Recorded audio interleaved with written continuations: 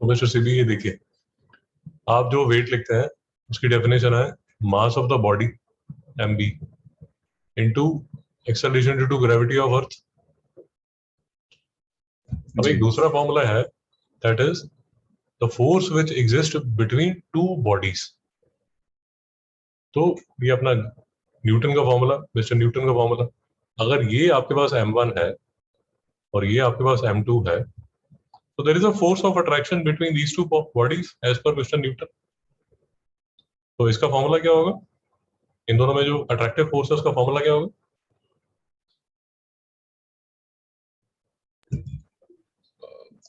जी जी m1 m2 m1 m2 upon r square. r square. r क्या है? r distance between the center of the body। g क्या है?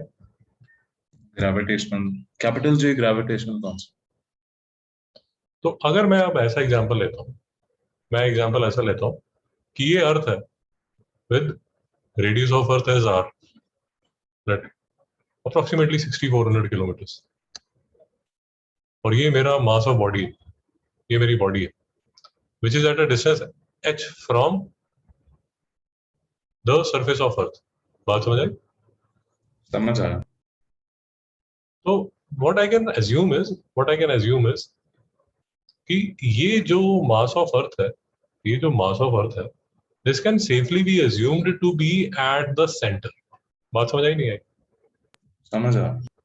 सो basically what I can assume is कि I can replace earth, I can replace earth by a dot which has a mass m। नहीं समझ में आया? समझ आया। So therefore distance between earth and the body is r plus h। वो आपने यहाँ पर लिख दी। जी g is a gravitational constant,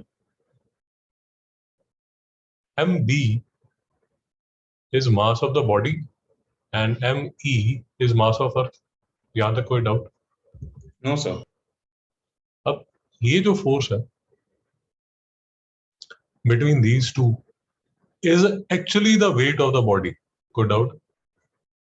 sir तो आप इन दोनों को इक्वेट कर सकते हो, इसको और इसको।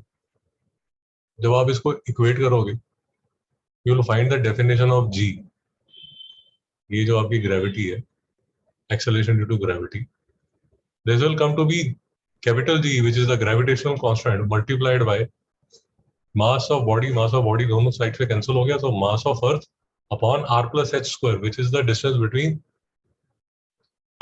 the center of earth and the height at which the object is, the body is। कोई डाउट है?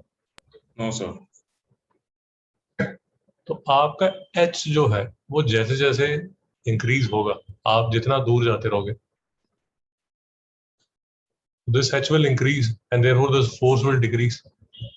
therefore this acceleration due to gravity, as your distance increases your acceleration due to gravity decreases। नहीं समझ में आया? समझ आया। क्योंकि आपका ये वाला जो फैक्टर है, ये वाला जो फैक्टर है, ये इंक्रीज होना शुरू हो जाएगा जैसे जैसे एच इंक्रीज होना शुरू हो जाएगा। तो इसलिए एक्सेलरेशन ड्यू टू ग्रेविटी जो है वो डिक्रीज होनी शुरू हो जाएगी।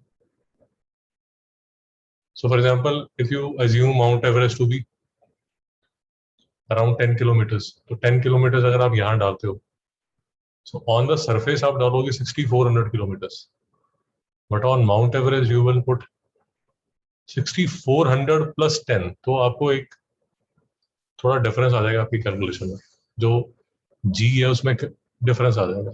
कोई डाउट है? No sir. So that is how g can vary with altitude. Altitude के साथ वेरी कर सकती है।